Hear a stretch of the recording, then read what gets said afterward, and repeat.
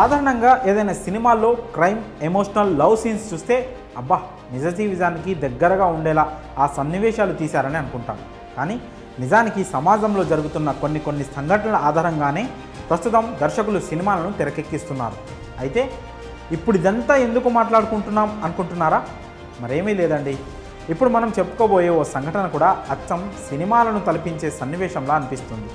కాకపోతే మ్యాటర్లోకి వెళ్లే ముందు మనం కాసేపు ఆనంద్ దేవరకొండ నటించిన బేబీ సినిమా గురించి మాట్లాడుకోవాల్సి ఉంటుంది. ఎందుకంటే ఈ సినిమాకి ఇప్పుడు మనం చెప్పుకోబోయే సంఘటన చాలా దగ్గరగా ఉంటుంది. కాకపోతే ఇక్కడ కొంచెం సీన్ రివర్స్గా ఉంటుంది.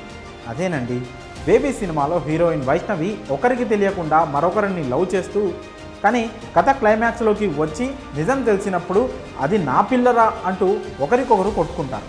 అయితే ఇప్పుడు మనం చెప్పుకోబోతున్న ఈ సంఘటనలో మాత్రం ఓ ఇద్దరు మహిళలు ప్రియుడి కోసం ఒకరినొకరు జుట్టులు పట్టుకొని కొట్టుకున్నారు.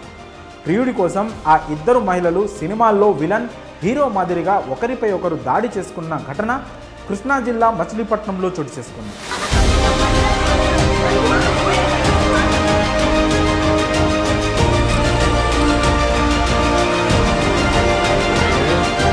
మచిలీపట్నానికి చెందిన విజయ్ అనే వ్యక్తి అనూష, అనిత అనే ఇద్దరు మహిళలతో ప్రేమాయణం నడిపించాడు.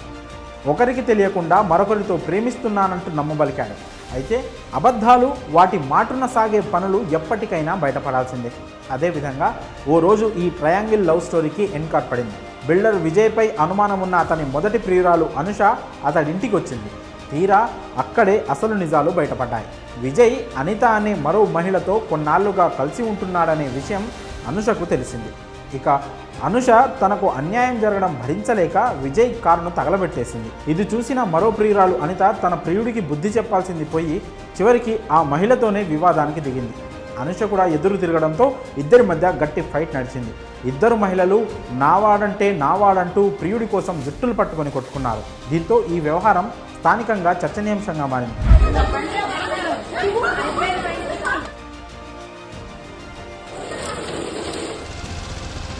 అయితే ఈ ఘటనలో అనుష స్థానిక మీడియా ముందు పలు విషయాలను వెల్లడించింది.